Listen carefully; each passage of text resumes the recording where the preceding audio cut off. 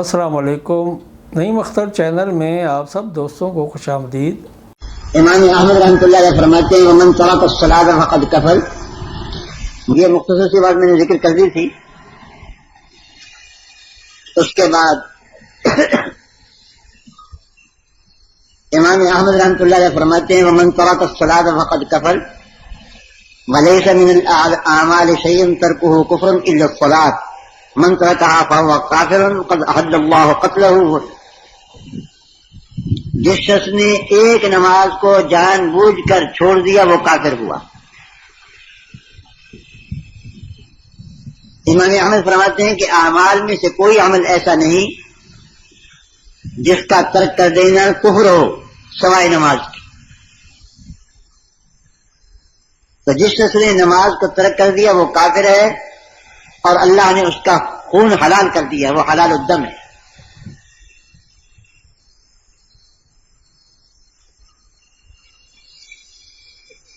یہاں ایک دو باتیں سمجھ لینا ضروری ہے۔ ایک یہ کہ ایمان الگ چیز ہے، عمل الگ چیز ہے، اگرچہ آپس میں جوڑ ہے ان کا، لیکن ہیں دونوں الگ الگ چیزیں۔ ایمان کا معنی ہے ماننا، مان لینا، یقین کے ساتھ مان لینا کہ یہ بات ٹھیک ہے۔ اس لیے ایمان تو کہا جاتا ہے التصدیق بجمیع ما جاء به النبی صلی اللہ علیہ وسلم۔ رسول اللہ صلی اللہ علیہ وسلم جو دین لے کر آئے اس پورے دین کو مان لینا دل و جان کے ساتھ کہ برحق ہے، یہ ایمان ہے۔ اور لا الہ الا اللہ محمد الرسول اللہ اس مان لینے کا عنوان ہے۔ اور مان لینے کے بعد پھر اسلام کے احکام کی تعمیل ہوتی ہے۔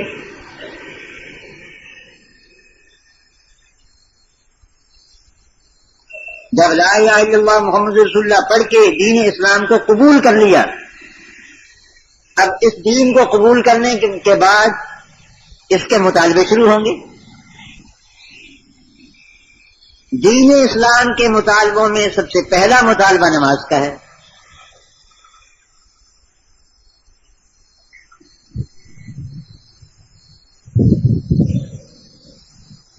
اور احادیث شریف میں بہت ہی کثرت کے ساتھ نماز کی تاکیدیں ذکر فرمائی گئی ہیں۔ الصلاۃ عماد الدین، فمن اقامها اقام الدین ومن ہدمها ہدم الدین۔ نماز دین کا عمود ہے۔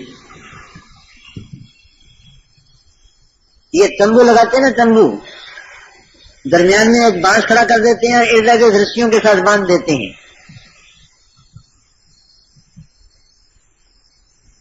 اگر ایک طرف سے رسی کھل جائے تو اتنا حصہ تمبو کا گیلا پڑ جاتا ہے، زمین سے لگ جاتا ہے،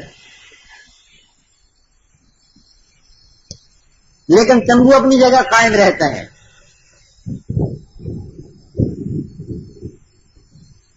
یہ جو درمیان میں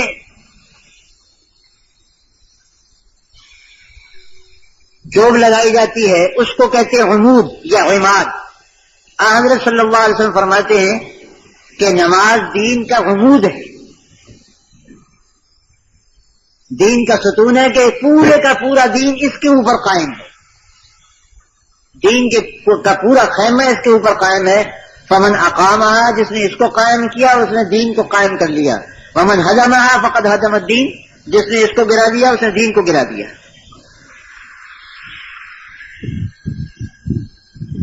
اور صحیح حدیث میں یہ بھی فرمایا ہے کہ من ترک الصلاۃ متعمدا فقد کفر، جس شخص نے جان بوجھ کر نماز چھوڑ دی وہ کافر ہوا۔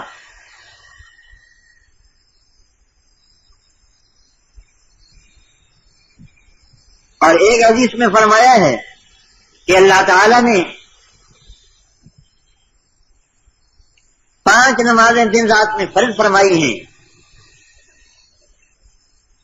جو شخص ان 5 نمازوں کو قائم کرے گا یعنی پابندی کرے گا ان کی،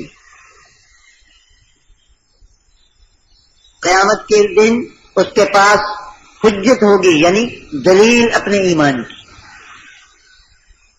اور نور ہوگا، اور اللہ تعالیٰ اس کو نجات عطا فرمائے گا. اور جس نے ان نماز پنجگانہ کی پابندی نہیں کی، قیامت کے دن نہ اس کے لیے حجت ہوگی نہ نور ہوگا، اور اس کا حشر فرعون اور حامان اور ابی بن خلف کے ساتھ ہوگا. نعوذ باللہ ثم نعوذ باللہ.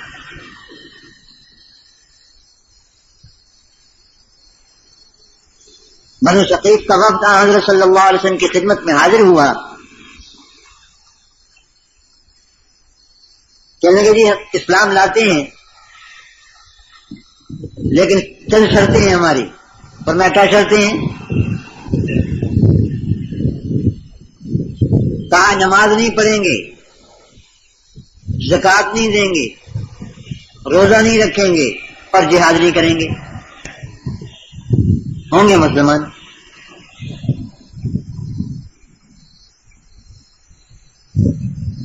حضرت صلی اللہ علیہ وسلم نے فرمایا کہ یہ تو منظور ہے کہ تم جہاد نہ کرو، یہ بھی منظور ہے کہ تم روزہ نہ رکھو، یہ بھی منظور ہے کہ تم زکوٰۃ نہ دیا کرو، لیکن یہ منظور نہیں ہے کہ تم نماز نہ پڑھو. فَإِنَّهُ لَا خَيْرَ فِي دِينٍ لَا صَلَاةَ فِيهِ، اس لیے کہ اس دین میں کوئی خیر نہیں ہے جس میں نماز نہیں ہے. بھئی نماز کے بغیر کیا دین؟ صحابہ اکرام رضوان اللہ علیہ مجمعین نے عرض کیا یا رسول اللہ آپ نے ان کو نماز اور روزہ معاف کر دیے؟ نہیں. زکوٰۃ اور روزہ معاف کر دیے؟ فرمایا معاف نہیں کیے. یہ مسلمان ہو جاتے تو زکوٰۃ بھی دیتے، روزے بھی رکھتے، جہاد بھی کرتے. حالانکہ اگر مسلمان ہو جاتے تو نماز بھی پڑھتے.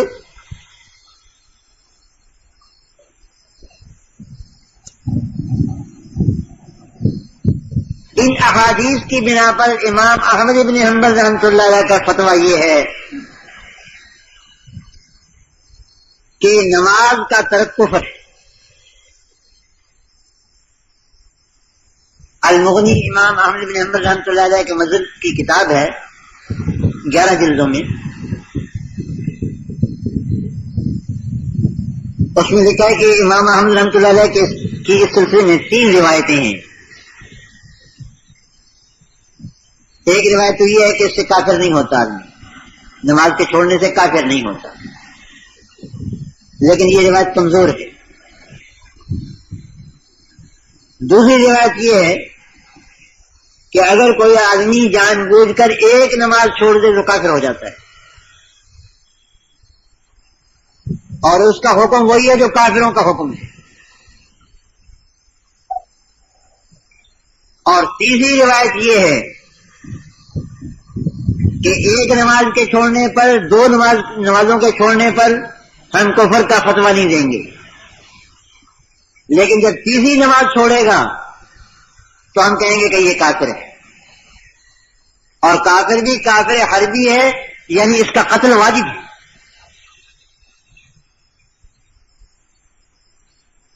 اور اس کو قتل کرنے کے بعد پھر مسلمانوں کے قبرستان میں اس کو دفن نہیں کیا جائے گا اور اس کی نماز جنازہ نہیں پڑھی جائے گی. یہ حضرت پیران پیر کا مذہب ہے، یاد رکھنا چاہیے. بڑے پیر بغداد والے جن کو 11ویں پر چڑھاتے ہو، چاہتے ہو کہ 11ویں دے کر کے حضرت پیران پیر ہماری جان و مال کی حفاظت کیا کریں گے، پہرا دیا کریں گے ہمارا. وہ تمہیں مسلمان نہیں سمجھتے نماز چھوڑنے والوں کو. اور یہ اکثر یہ 11ویں دینے والے ایسے ہی ہوتے ہیں بیچارے.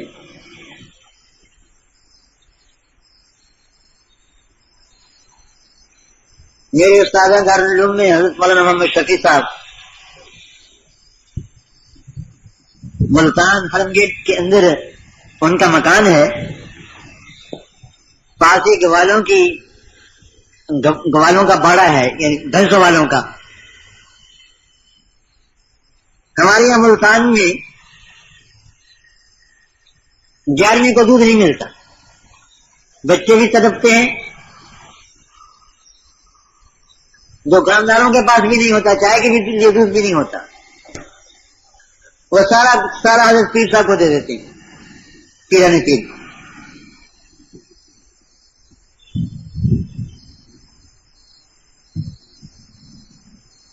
تو وہ دودھ 11ویں کا دے رہے تھے پیرانے پیر کو. ہمارے مولانا نے ان سے کہا کہ وہ دیکھو میں تمہیں ایک بات بتاتا ہوں، تم جو کچھ بھی دیا کرو یوں کہا کرو کہ یہ ہم اللہ کے نام پر دیتے ہیں، راہ للہ دیتے ہیں، جس کو کہتے ہیں راہ للہ، ہم اس کو راہ للہ دیتے ہیں، اور اس پر جو ثواب ہمیں ملے گا وہ ثواب ہم حضرت پیرانے پیر کو بخشتے ہیں. وہ کہنے کہ جاؤ جی اپنا کام کرو، راہ للہ ہم نے کل دے دی تھی، یہ حضرت پیرانے پیر کے لیے ہے، اللہ کے لیے نہیں.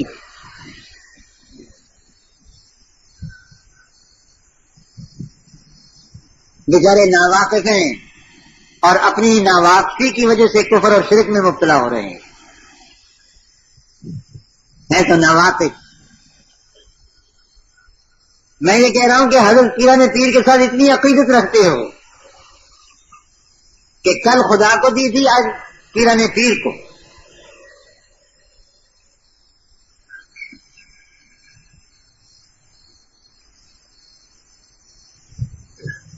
قرآن کریم میں اللہ تعالی نے شکایت فرمائی ہے، وَجَعَلُوا لِلَّهِ مِمَّا ذَرَأَ مِنَ الْحَرْثِ وَالْأَنْعَامِ نَصِيبًا. ان ظالموں نے، مشرکوں نے اللہ کی پیدا کی ہوئی چیزوں میں سے اللہ کا ایک حصہ مقرر کر دیا. فَقَالُوا هَذَا لِلَّهِ بِزَعْمِهِمْ وَهَذَا لِشُرَكَائِنَا. کہا کرتے ہیں کہ یہ تو اللہ کی چیز ہے اور یہ ہمارے شریکوں کی چیز ہے.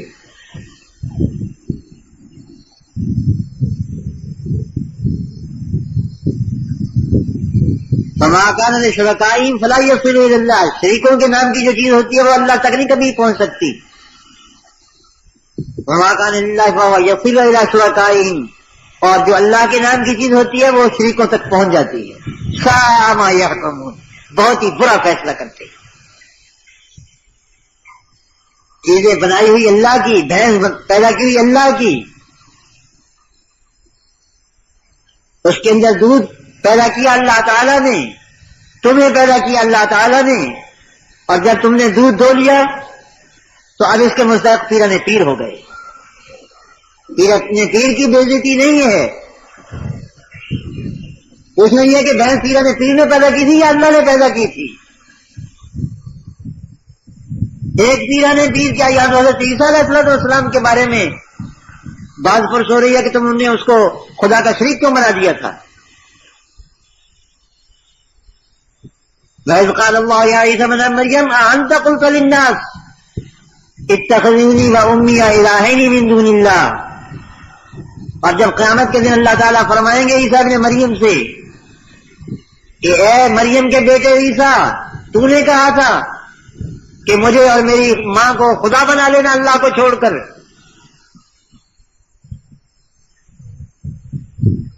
روایت میں آتا ہے کہ جب حق تعالی شانہ یہ پوچھیں گے تو عیسیٰ علیہ السلام کے رونگٹے کھڑے ہو جائیں گے اور کپ کپانے لگیں گے.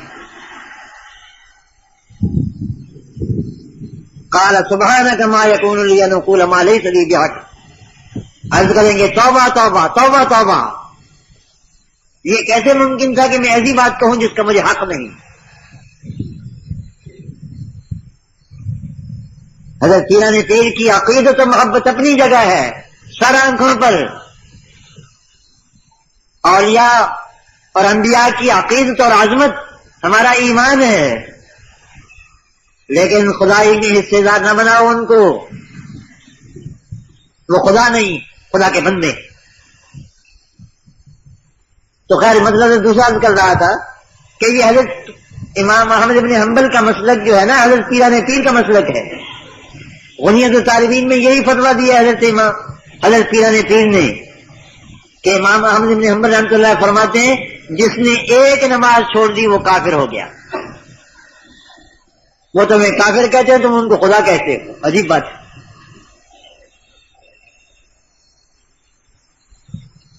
بھائی ہمارے نزدیک نماز کے چھوڑنے والا گنہگار ہے، سخت ترین سزا کا مستحق ہے. شاید یہ فقرہ میں نے پہلے بھی کہا تھا، پھر کہتا ہوں اور اس کو یاد رکھا جائے. دنیا کا کوئی گناہ، زنا، چوری، بدکاری، عیاشی، بے حیائی، کوئی گناہ ترک نماز سے بڑھ کر نہیں ہے. سب سے بڑا گناہ دنیا کا ترک نماز، نماز کا چھوڑنا. زنا بدترین گناہ سمجھا جاتا ہے نا، چوری بدترین گناہ سمجھا جاتا ہے، شراب نوشی اور اسی طرح اور جتنے بے حیائی کے کام ہیں. لیکن نماز کا چھوڑنا سب سے بدتر گناہ ہے، اس سے بڑا کوئی گناہ نہیں ہے. ہماری شریعت میں نماز کے چھوڑنے سے بڑا کوئی گناہ نہیں ہے. اس کے باوجود ہمارے امام رحمہ اللہ فرماتے ہیں کہ ہے تو گناہگار اور بہت سخت گناہگار، لیکن اس کے باوجود مسلمان ہے. اگر بے نماز مر جائے تو ہم اس کا جنازہ بھی پڑھیں گے اور اسلامی طریقے سے اس کو دفن بھی کریں گے. امام احمد بن حنبل رحمۃ اللہ فرماتے ہیں بے نماز مر جائے نہ اس کا جنازہ اور نہ اسلامی طریقے سے دفن، بلکہ مسلمانوں کے قبرستان میں اس کو دفن بھی نہ کیا جائے. ہمارے یہاں یہ رواج ہے ساری عمر اس نے نماز نہیں پڑھی، لیکن مرنے کے بعد تیسرے دن دانے تھوڑے سے لے آتے ہیں چنوں کے اور اس میں کچھ مکھانے بھی ملاتے، کل پڑھ لیتے ہیں. کل پڑھ کے سمجھتے ہیں کہ مردہ بخشا گیا. اللہ تعالیٰ کو کیوں دھوکے دیتے؟